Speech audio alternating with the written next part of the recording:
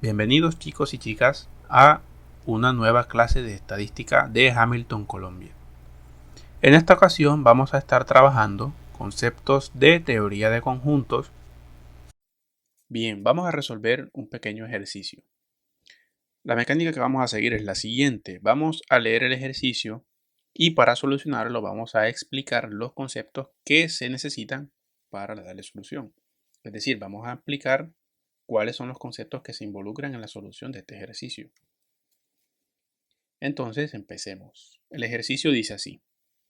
Un colegio necesita enviar 5 estudiantes como representantes a un foro sobre contaminación de medio ambiente. Se decidió que sean 2 estudiantes de grado décimo y 3 de grado undécimo. En décimo hay 5 estudiantes preparados para el foro y en undécimo hay 4. Luego se nos hace la siguiente pregunta. ¿Cuántos grupos diferentes pueden formarse para enviar al foro? Bien, este ejercicio nos pide determinar un cierto número de grupos o ciertas combinaciones de estudiantes que pueden asistir a un foro.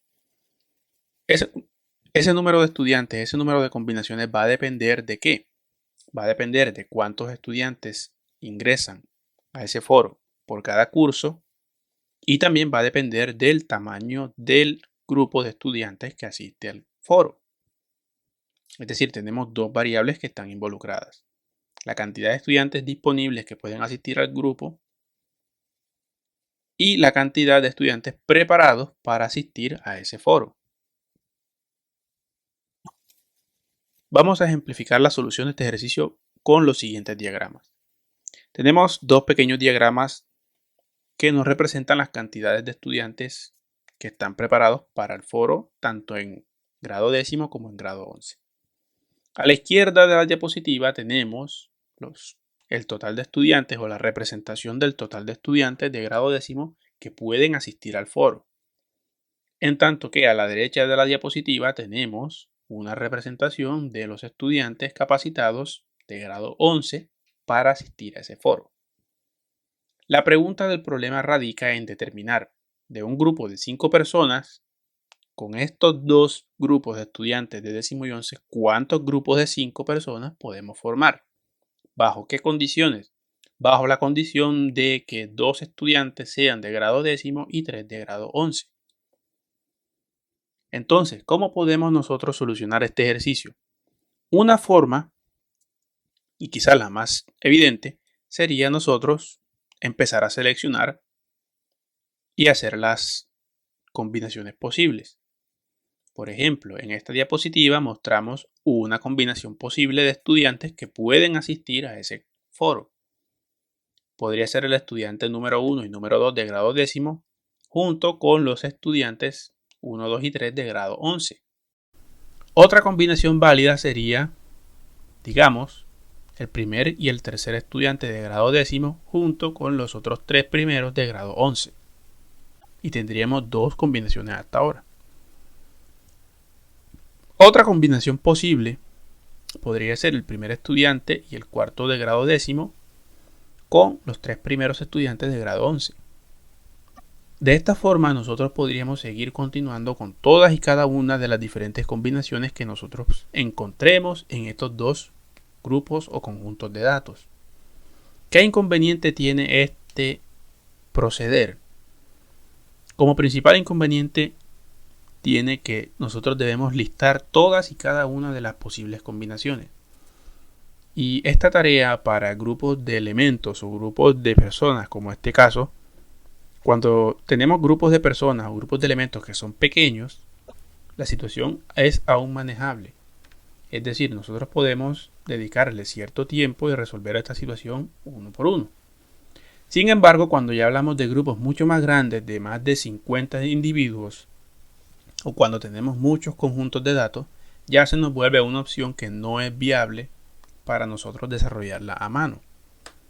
Incluso se vuelve inviable también desarrollarla usando los equipos de computación, los computadores, calculadoras, computadores, cualquier tipo de aparato que nos permita hacer cálculos más rápidos también se vuelve hasta cierto punto inviable. Entonces, nosotros podríamos aplicar otro tipo de estrategias que también parten de los conceptos básicos de conjuntos. Dentro de los temas que vamos a tratar en esta ocasión se encuentran los siguientes.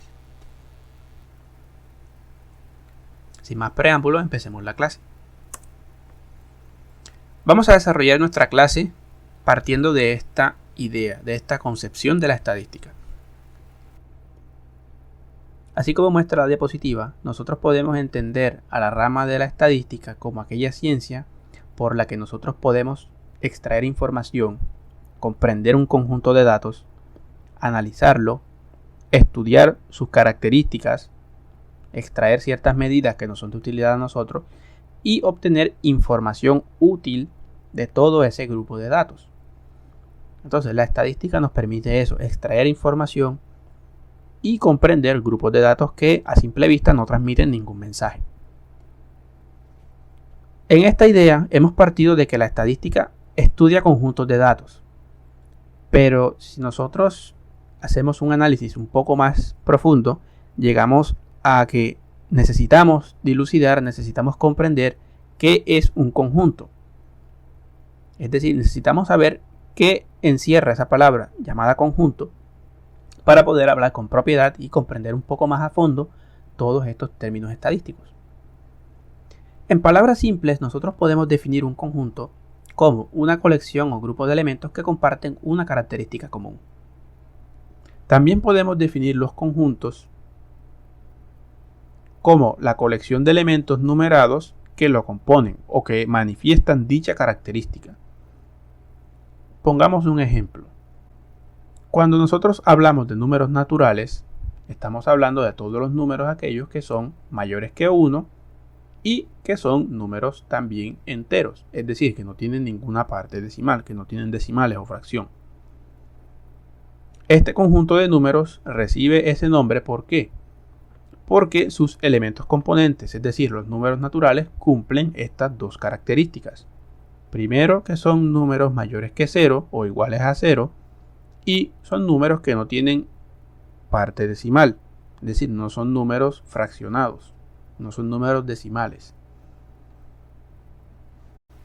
Recordemos que los diagramas de Venn son representaciones gráficas de los conjuntos que emplean figuras geométricas. Por ejemplo, el círculo, el rectángulo, el rombo, la elipse, para representar los diferentes conjuntos. En la diapositiva que mostramos en pantalla, vemos unos ejemplos de cómo representar conjuntos en la estadística. Nosotros nombramos los conjuntos mediante letras mayúsculas. Podemos darle el nombre de la letra mayúscula que queramos a nuestro conjunto o podemos definirlo mediante su nombre. Vemos que para definir los conjuntos podemos hacerlo de varias formas. Podemos hacerlo enunciando todos y cada uno de sus elementos componentes, como aparece en la primera parte de la diapositiva, donde vemos un conjunto A que contiene los números del 1 al 9. También podemos hacerlo gráficamente usando los diagramas de Venn, como aparece en la parte central de la diapositiva. Y finalmente, nosotros podemos hacer uso de la definición o podemos enunciar la característica que los elementos del conjunto comparten. En este caso, enunciamos la formulación del conjunto A que aparece en la parte superior como un X tal que ese X sea un número natural mayor que 0 y menor a 10. Vemos entonces que los elementos listados del conjunto A efectivamente corresponden a los números enteros del 1 al 9. Es decir, son números que son mayores que 0, menores que 10 y son números naturales. Empecemos por el conjunto universal. Un conjunto se dice que es universal o conjunto universo cuando contiene todos los valores posibles, todos los resultados posibles, todas las observaciones posibles para una determinada experiencia o un determinado experimento. Por ejemplo, nosotros conocemos el concepto de número. Conocemos que existen, digamos, los números naturales, los números enteros, los números racionales, los números irracionales, los números imaginarios y los números complejos. Recordemos que cada uno, como está ilustrado aquí en la diapositiva, el conjunto de números naturales comprende todos los números enteros mayores que 0. El conjunto de los números enteros contiene todos los naturales mayores que 0, contiene todos los enteros mayores que 0, los enteros menores que 0 y también al número 0. El conjunto de los números racionales, además de los dos anteriores, contiene todos los números que tienen parte decimal y que se pueden expresar como una fracción. Por ejemplo, el número 2/3. Un conjunto más grande que el conjunto de números racionales es el conjunto de los números reales. Es decir, aquellos números que, además de contener a los números racionales, contienen a los números que son irracionales. Los números irracionales son aquellos que, recordemos, no pueden escribirse como el cociente de dos números. Un ejemplo de un número irracional es el número pi, que es un número muy famoso que relaciona el diámetro de la circunferencia con la longitud de la misma. Otro número irracional muy conocido es la raíz de 2, que recordemos que en un triángulo rectángulo es la longitud de la hipotenusa de dicho triángulo. Aún más allá de estos números, tenemos los números imaginarios que surgen de cuando extraemos las raíces de números negativos. Recordemos que las raíces de números negativos no están definidas dentro del conjunto de los reales, pero sí dentro de los imaginarios. Si nosotros unimos ese conjunto de números, que ya de por sí es suficientemente grande, con el conjunto de números reales, que incluyen racionales, irracionales, enteros y naturales, nosotros vamos a tener el conjunto universal de números, que son los números complejos. Es decir, el conjunto universal de los números corresponde a los números complejos. En la matemática conocida, nosotros podemos decir que todos los números que existen están dentro del conjunto de los números complejos. Quiere decir esto entonces que el conjunto de números complejos es el conjunto universal de todos los números que existen. Otro conjunto bien interesante dentro de la teoría de conjuntos es el conjunto vacío. El conjunto vacío es aquel que no tiene ningún elemento componente. Si por el caso contrario nosotros tenemos un conjunto universal, si nosotros ya conocemos lo que es el conjunto universal, que es aquel conjunto que tiene todos los resultados posibles, existe un conjunto opuesto en este sentido, que es el conjunto que tiene 0 elementos posibles. Este conjunto será el conjunto vacío. Un ejemplo de conjunto vacío puede ser, digamos, el conjunto formado por las personas de más de 3 metros de altura, o el total de los días de la semana cuyo nombre empieza por la letra A. Es decir, si nosotros miramos en todo el mundo, vemos que es muy difícil que encontremos personas de más de 3 metros de altura, o también, por lo menos en el español, es muy difícil que un día de la semana tenga un nombre que empiece por la letra A. Entonces, cuando tenemos conjuntos de datos o conjuntos de números o conjuntos de resultados que no tienen ningún elemento componente, nosotros llamamos a ese conjunto vacío. El conjunto vacío se representa por el gráfico que aparece en la diapositiva. Un círculo con una línea diagonal.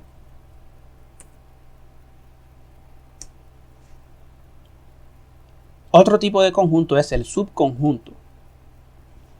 Decimos que si tenemos dos conjuntos A y B, el conjunto A será subconjunto de B únicamente cuando todos los elementos del conjunto A pertenezcan o se encuentren o hagan parte del conjunto B. Por ejemplo, cuando nosotros recordamos el ejemplo de los números complejos, vemos que con toda propiedad el conjunto de números naturales es un subconjunto de el conjunto de números enteros. ¿Por qué razón? Porque el conjunto de naturales, del conjunto de los números naturales, cada uno de sus elementos hace parte del conjunto de números enteros. Es decir, el conjunto de los números naturales está inserto en el conjunto de números enteros. Por eso decimos que los números naturales es un subconjunto del conjunto de números enteros. Matemáticamente representamos el subconjunto con el símbolo que aparece en la diapositiva. Un símbolo semejante a una herradura. Entonces, para denotar subconjuntos, primero escribimos el conjunto menor, a la izquierda escribimos el símbolo de subconjunto y a la derecha escribimos el conjunto del cual hace parte el primero.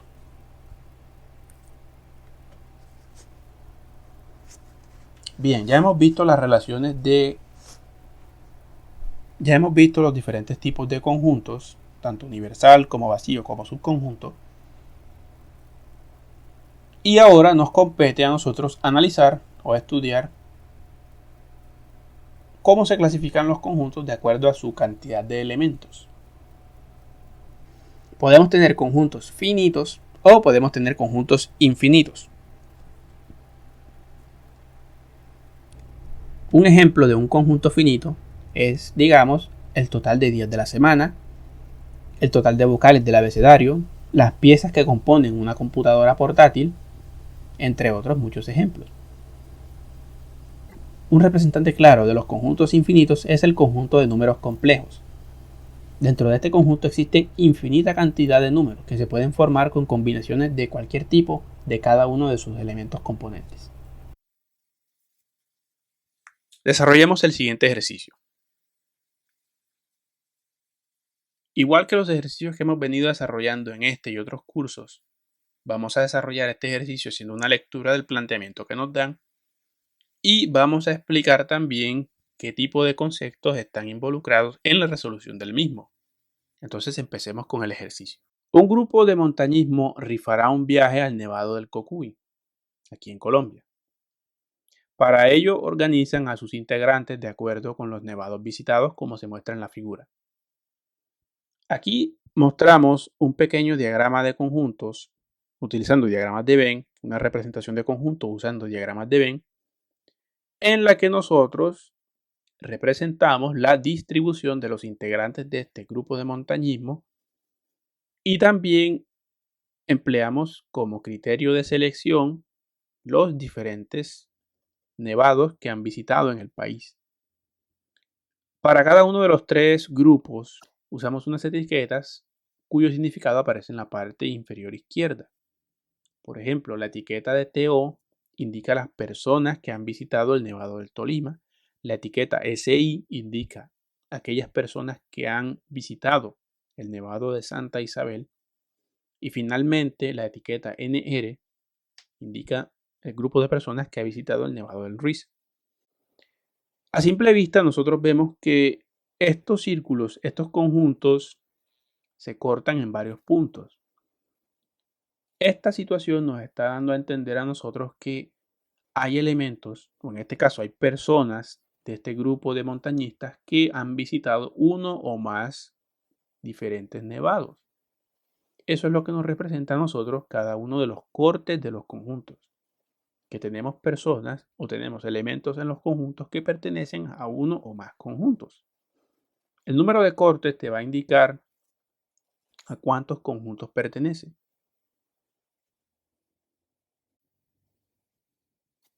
Ahora leamos cuál es la pregunta del problema. ¿Cuántos miembros tiene cada uno de los grupos de montañistas según los sitios que ha visitado?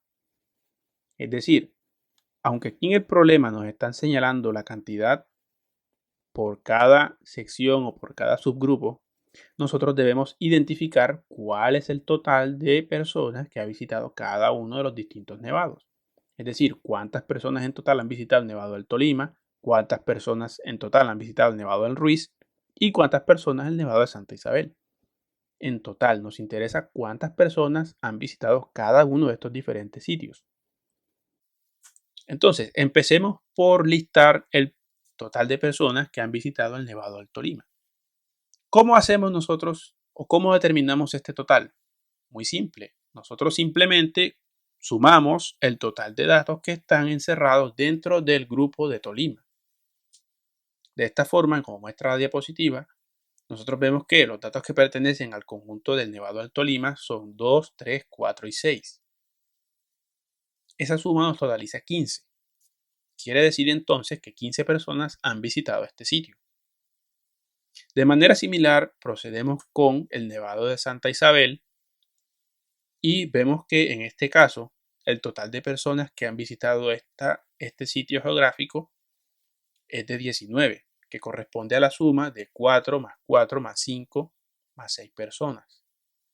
Observemos que aunque este conjunto encierra estos 4 valores, también comparte los valores 4 y 6 con el Nevado del Tolima.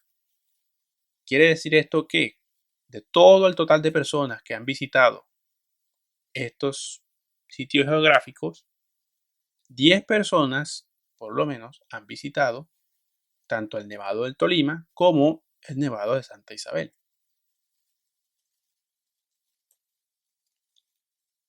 De igual forma procedemos con las personas que han visitado el Nevado del Ruiz. En este caso totalizamos 2 más 4 más 5 más 6, que suma 17. Ahora bien, procedamos con las personas que han visitado más de un nevado en Colombia. Las personas que han visitado el Nevado del Ruiz y el Nevado del Tolima aparecen en el sitio o aparecen en la zona donde se cortan a ambos conjuntos, donde se cortan ambos diagramas. La zona donde se cortan ambos diagramas abarca los números 2 y 4. Quiere decir esto entonces que 6 personas han visitado estos dos sitios geográficos. Las personas que han visitado el Nevado del Ruiz y Nevado Santa Isabel se calculan de la siguiente forma.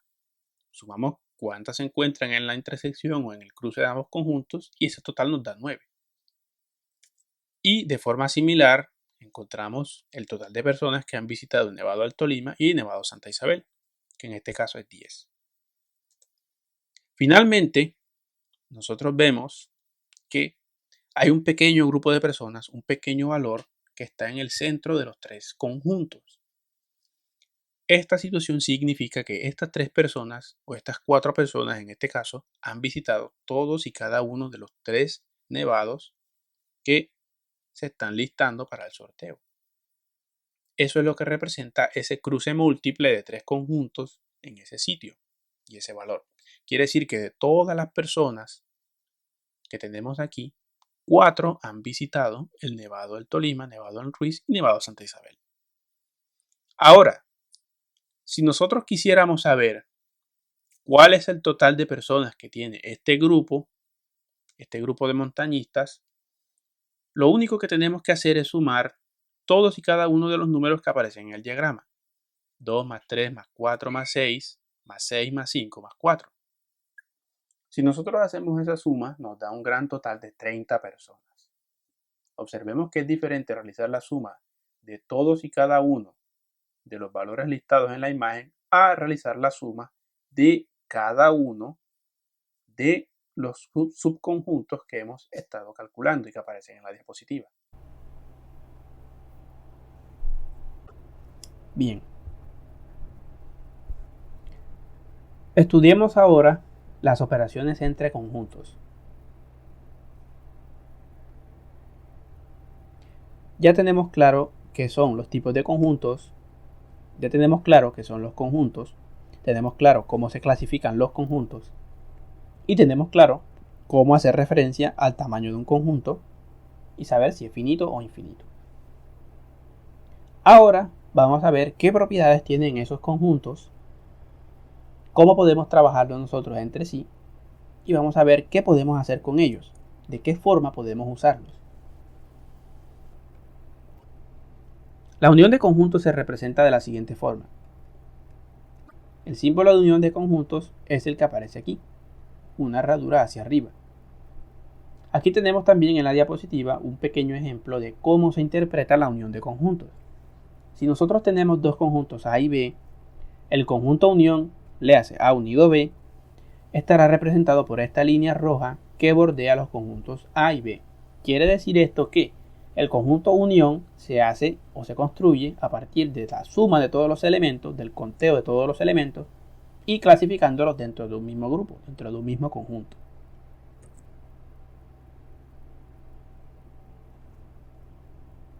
La siguiente operación que vamos a tratar es la operación diferencia. La diferencia de dos conjuntos consiste en determinar los elementos que tiene el primero, pero que no están en el segundo conjunto.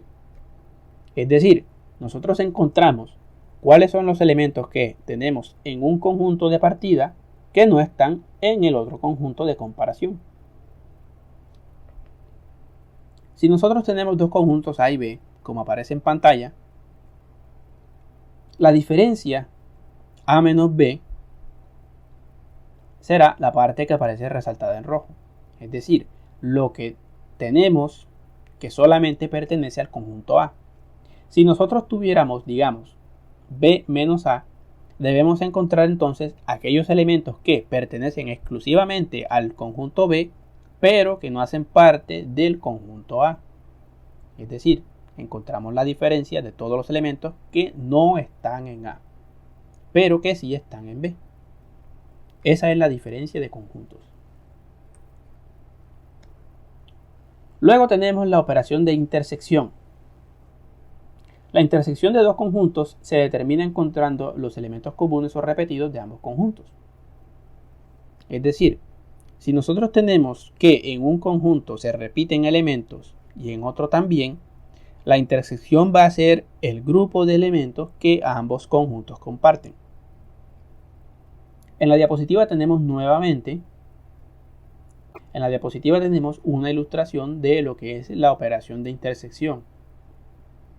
Tenemos un conjunto A, un conjunto B y un grupo de elementos que son comunes a A y B. Entonces, la intersección, que se representa de esta forma con una herradura hacia abajo y se lee A intersectado B, va a corresponder únicamente a la franja, al grupo de elementos que están tanto en el conjunto A como en el conjunto B. Es decir, es esta línea delgada señalada en rojo que une los conjuntos A y B. La última operación que vamos a tratar es la operación de complemento. Esta operación es bastante interesante y se asemeja mucho con la operación de diferencia. Pero el principal contraste con la operación de diferencia radica en que el operador complemento permite identificar todos aquellos elementos que no están en el conjunto A, no están en el conjunto de partida, pero sí aparecen en el conjunto universal. Recordemos que el conjunto universal es el conjunto de todos los resultados posibles, de todos los elementos posibles que contienen la característica distintiva de dicho conjunto. Nuevamente tenemos una pequeña ilustración de lo que es el complemento de un conjunto. Si para este caso nuestro conjunto B es el conjunto universal o es el conjunto de referencia, el complemento de A, que se lee A complemento y se representa con esta comilla, el complemento de A será toda aquella porción que esté fuera del conjunto A, pero que esté dentro del conjunto B, que haga parte del conjunto B. Es decir, son todos los elementos que hacen parte exclusivamente de B, pero que no están en A, siendo B el conjunto referencia o universal.